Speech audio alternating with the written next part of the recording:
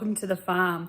Today's interview is via Microsoft Zoom, and it is an interview with Britt Whiteley, my old school bus friend. So we'll be sitting down and having a chat about how she negotiated COVID, running a property by herself with her daughter while her husband was working away. So join us and we'll see you in the interview. And tell me a little bit about you, your family and your story. How did you get to where you are now? Perfect. Okay, so I'm Brittany and we recently moved to a station in the Pilbara of WA. Basically, my partner and I met at Sydney Show showing cows, which is like the typical love story in this scenario, I think. So yeah, basically we've been together for 5 years. I worked in his family butcher shop for a few years as an apprentice butcher. We moved to a farm in Casino where we had our stud pole Herefords, his stud pole Herefords, my stud shorthorns. And then basically we moved over here after he'd done a few years contracting. Perfect. And what was your setup at Lismore, and when did your daughter join you? So basically we moved right at the beginning of COVID. So March 2020, I think that was. We kind of jumped across the border like crazy people when all the border closures and everything was happening. Then my daughter was born on the 11th of April. So we were only there for 3 weeks before she was born. We had cattle arriving and coming and going and everything. And like the day I came home from hospital, bulls were arriving and it was all happening. It was a very busy time. But yeah, we were down there on 150 acres, relatively small in comparison to other people. But yeah, the stud pole Herefords came down from Queensland, and yeah, we were there through the whole of COVID and the flooding and everything like that. So it was a pretty crazy time, but it was a really beautiful part of the world. So when you were there, tell me a little bit about your daily routines and jobs and what the setup was between yourself and your partner. So basically when we first moved there, my partner was obviously with me. We both worked full time on the farm. There was a lot of maintenance to be done because we just recently, his parents just recently purchased the property. So it was an old dairy farm before we moved there. So there was not very much fencing. There wasn't very much infrastructure for cattle. It was very basic. So I was busy being mum and recovering from C-section while my partner did a lot of fencing, a lot of the hard yards basically. And then just after my daughter's first birthday, he moved over here to the Pilbara to do a full season, and I then overtook the role of running that property while he was away. So yeah, it was a really big change. I'd never sort of been left alone on a property to have everything sort of under my control, as you could say. It was very hectic, especially with a 1-year-old, but a really formative part of my life, I would say. Very character building. So while Lachlan was away, what were the main jobs and routine that you and Tess sort of did to start with to try and find your feet in being on the place by yourself? Well, I think the first thing I actually did was I started my TikTok to be able to get everything off my chest a bit because I was kind of terrified. We had bulls on feed for various different bull sales. So basically our daily routine was, feeding bulls and moving bull pens. And at the time we were just about to start calving as well. So we had a lot of cows to watch. And then once we started calving, it was every day, get up, tag calves and bring Tessa along with me while I was doing it. So that's kind of when I started videoing everything while I was by myself, to almost feel like I had someone to talk to, kind of like get it off my chest while I was going through all this with a toddler, and my partner was quite often not in reception over here during mustering and that. So it was like, was a amazing, and it was difficult, but it was an amazing time to be able to get all that done with the baby. Yeah. And so were you a baby carrier, or was Tess in a pram? So I did wear a baby carrier a lot when she was small. When she got a bit heavier, it was quite difficult for me because I'm not a very big person. So I did struggle with that. But she actually had her own car seat set up in our side-by-side gator. So quite often she was hanging out in that while I was tagging or, yeah, doing the sort of more hands-on jobs so that she was out of harm's way. But yeah, it was, she did spend a lot of time sitting in the gator. Yeah. And was she happy sitting in there most of the time, or did you have to adapt any tips or tricks to be able to keep her settled? She was pretty happy most of the time. I mean, right after she turned 1, I did get Lemon, the sausage dog puppy. So she did have a puppy on her lap 90% of the time. And then we had other dogs as well that would sit in the back. So she was rear facing and watching them while I was running around with cows, or I would, park the pram on the outside of the yards and do the yard work. And she was always happy to just watch and hang out. And yeah, and then of course always had Lemon sitting on her lap. So yes. So what was the chain of events that led to you moving to be with Lachlan in the Pilbara, and what did moving look like? So basically, he did 2 full seasons over here, which is anywhere between 4 to 5 months. I think the first year was 4 months, and then last year was 5, nearly 6 months. So basically, the station that we work on now, Ethel Creek Station, had offered Lockie a full-time permanent position here, rather than just doing the seasons. So that was pretty. We didn't really think too hard about it, to be honest. I came and had a holiday here for 2 weeks, and halfway through the holiday, I said, let's move there forever. Like, I was really excited to come up here. So yeah, once Lockie was fortunate enough to be offered the job, we decided to move.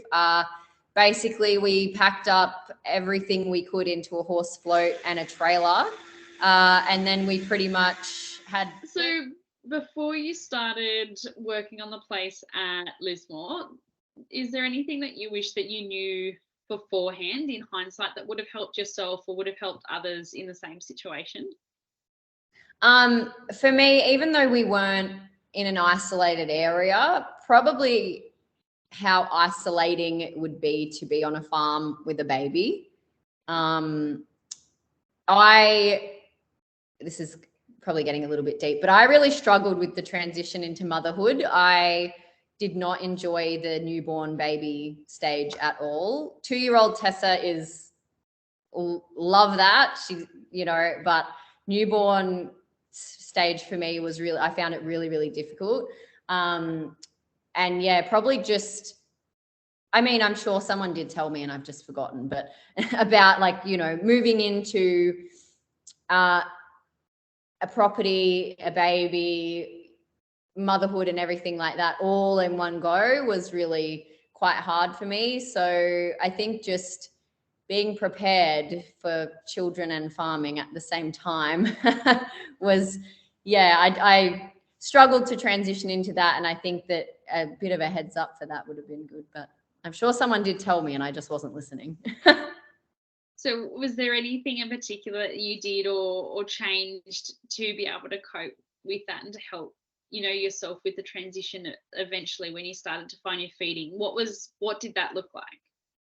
I think part of the issue with that for me was it was right at the beginning of COVID. So there was you literally couldn't go and do anything. So my reach out was social media for me. Like I'm very comfortable with that whole space. So for me, it was deciding, okay, well, I'm going to start making a day in the life video.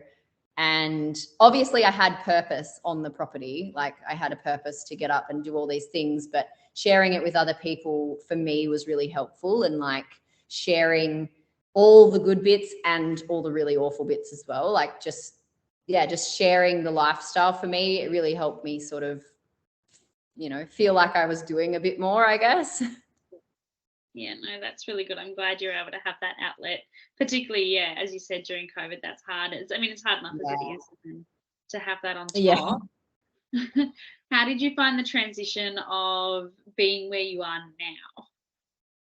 I probably feel way more at home here than I ever did in Casino, which is so bizarre to me because I've always grown up on really small properties. I've never been, this is my second time being at a station and now I live here. So, but I absolutely love it here. I literally feel so at home. Probably the biggest transition here for me is the obvious one of having to drive here. That was the most insane. It was, 8 days we did it. I think it was 14,000 or 4,500 kilometers or something. Like, it was just an insane amount of distance. But yeah, that for me was probably the most difficult thing, was moving across the country. Like, the transition from being right near my family to now, we have to catch an airplane to visit each other. Yeah. And how are the logistics getting Tess to where you are now? So while you were moving and settling in, she was with your parents? That's correct. Yeah. So we made the decision that Tessa would go and stay with my dad while we were organizing to move. So she actually left with my dad the week before we started driving. That way we had sort of the last week to get the last things tidied up in the house and get the property ready because someone came to lease the property. So Lockie's family still owns it. They've leased it out now so that, there's cattle on it and stuff. And yeah, so we did that. Then we drove over here, me, Lockie and Lockie's dad, and 13 dogs. And then Tessa flew over the week after. So we had most of the house unpacked. Yeah, it was a really good decision to make, I think. I don't think I would have survived driving across with a 2-year-old. It would have probably killed me. Probably not the easiest. Yeah, no, it definitely would not have been very easy. What advice would you have for a mum or for someone who's moving to either a farm or a station for their very first time? Any enlightening tips that you think would help them with their transition or this lifestyle? I guess for me, I'm a bit of a overthinker. So my car has like a lot of emergency supplies in it. Making sure that whatever you do, you always cart water with you and have a shovel in your car for when you get bogged, because that happened to me the other day and my shovel saved the day. Just little things like that, just to help make your life a lot easier. Like, be prepared for literally any situation. Have a nappy bag in every car. Yep. Like, every single vehicle you have access to, just hide a nappy bag in there. Yeah, it's just little things like that. Just, I guess the main tip is preparedness. Try not to make your life any harder than it has to be. And yeah, just be prepared for literally anything. It's an amazing, very crazy lifestyle out here, but it's pretty incredible. What are your, say, top 10 items for your emergency kit? What have you got in there? So in my car, I actually have a rural first aid kit. It's called a rural remote area first aid kit. So it's quite big and a little bit excessive, and I haven't had to use it, thankfully. So yeah, that I have also got emergency food in my car, which did come in handy the other day when I was bogged for over an hour without anyone. So I also have one of the massive gallon Yeti bottles in my car. So that's 4 liters of water. A shovel. I have a toiletries bag. I've got pretty much anything you can think of in there. I've got an extra UHF radio because obviously on a station, the whole place runs on UHF. What else do I have? I've got fire lighters. I've got like actual just they're cigarette lighters, but I've got a full box of those in there, like a 30 pack or something.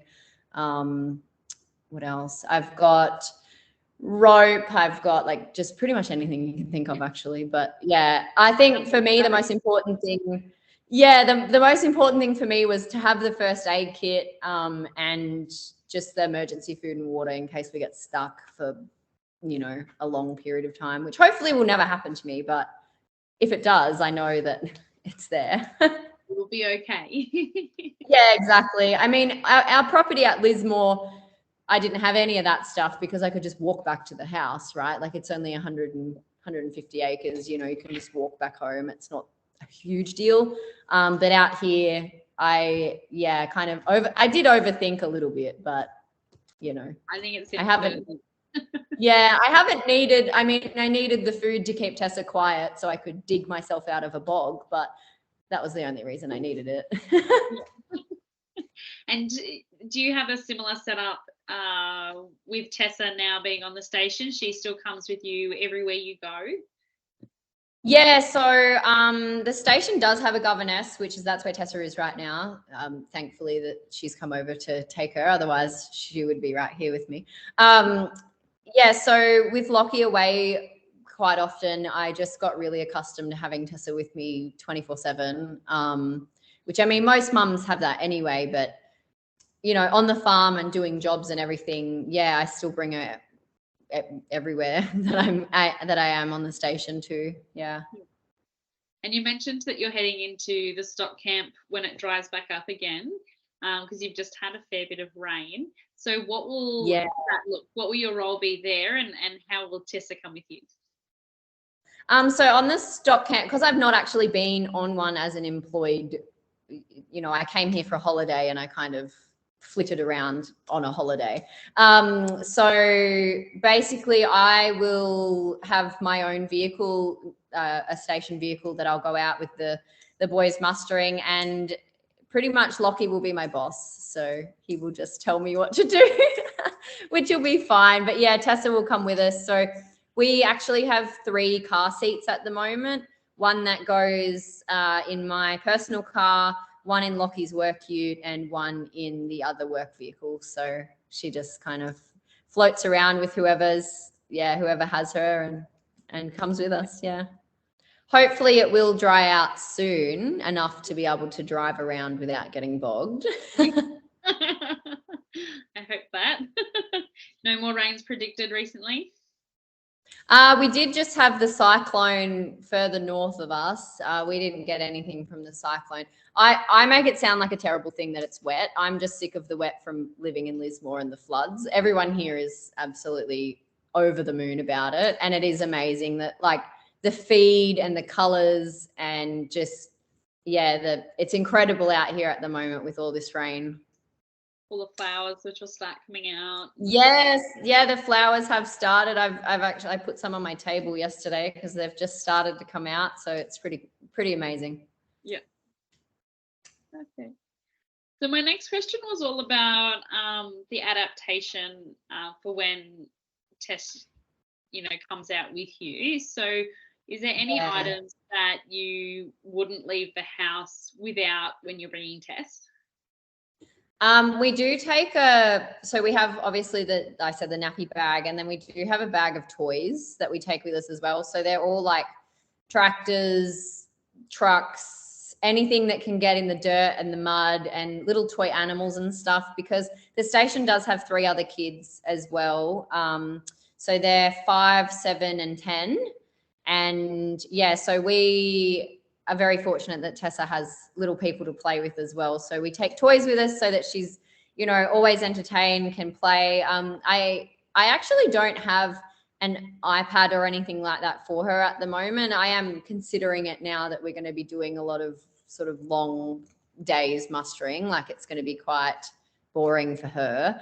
But at the moment, yeah, we just take toys. We do take a couple of books that she likes to flick through. She does I have music in my personal car that we take and she listens to. But yeah, she is very much a bush kid. So she quite enjoys, she's quite happy to sit and watch the cattle and the mustering and, you know, help dad chase cheeky bulls, as she says. She's really excited about that part. But yeah, so she is very much a bush kid, but basically, yeah, we just take a few toys and a nappy bag and away we go. And I'm very bit of a hard ass of a mum. I'm like, go play with sticks and rocks, you'll be okay. That's what we did. Yeah, exactly. I'm like, you'll be fine. Take this tractor and go play in the mud. Perfect. And always lots of spare clothes, because Tessa's, like I just said, plays in the mud, and that's about it with her. She's pretty chill. Yeah. No, that's really, really good. My next question is about work-life balance. So being at Lismore, and particularly the times where you were there by yourself, how did you achieve work-life balance, or was it work? Did you find it was mostly work all the time? When I was by myself at Lismore, it was definitely mostly work all the time. Last year I did have a 9-to-5 job for about 6 or 7 months. Tessa was in daycare at that time, so that was really good for her to play with other kids and stuff. But it did mean that before 9 and after 5, I had a lot of work to do on the farm while Lockie was away.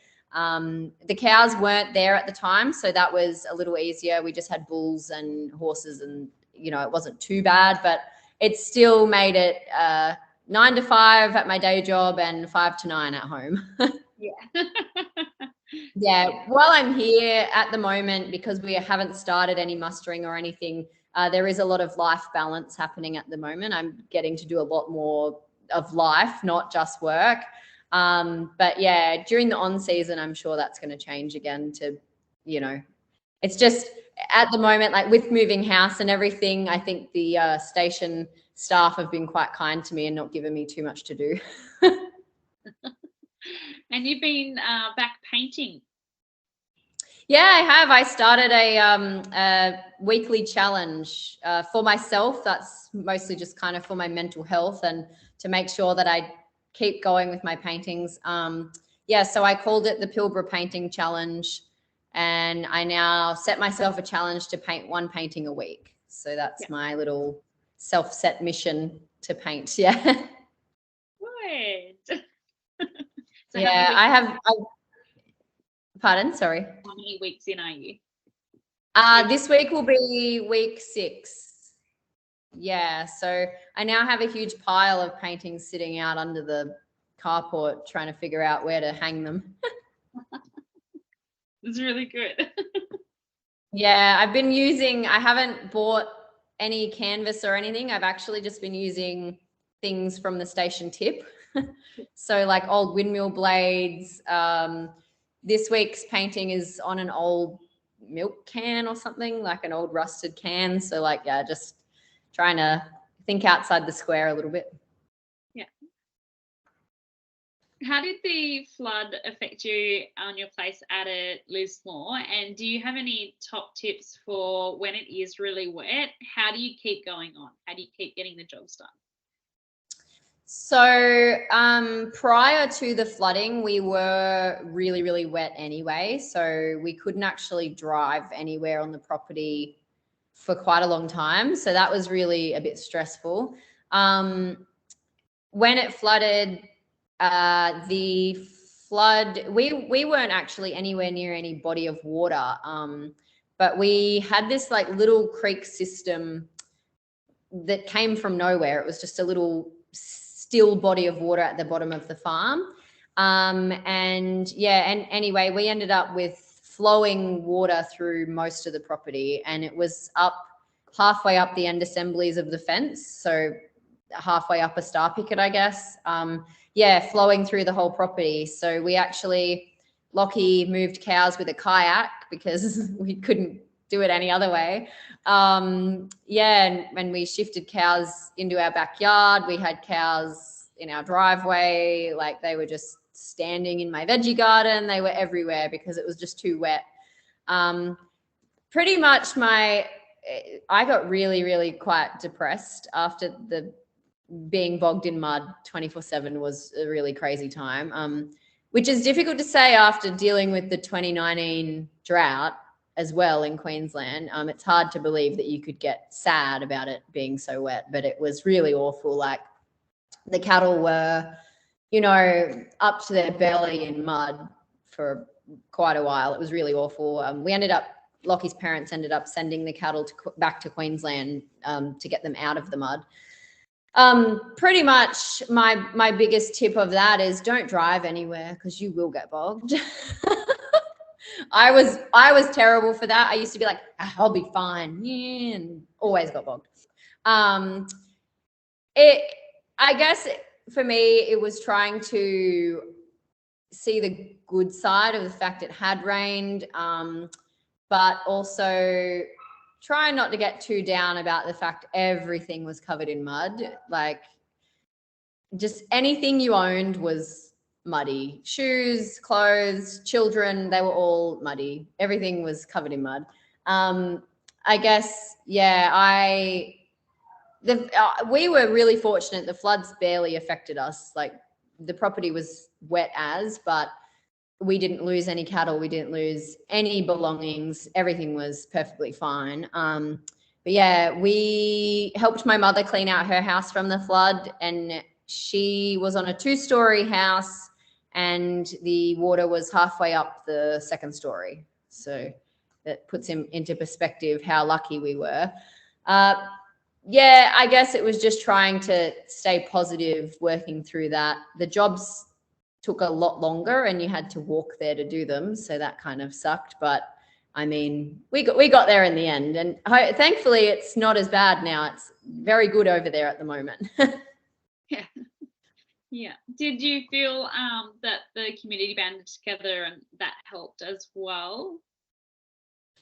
I think there is a new short film that's just come out about Lismore called the Tinny people or something, about all the boats that rescued everyone. I think really for that situation, it was the community that really got everything done. I don't often get into politics or anything, but it took a long time for the government to really get any sort of oomph behind them to help out in that. So that was pretty terrible. But yeah, we helped Mum move her house out and everything, but for our own property, really, we only had to prop up some fence posts and that was it. So, but yeah, I know that Blaze Aid stayed for quite a long time in Casino doing fences and that sort of thing.